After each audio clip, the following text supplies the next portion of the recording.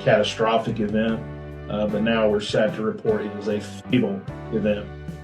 Our emergency crews are not just conducting rescues at this time, but they are also recovering people who have perished in this tragedy.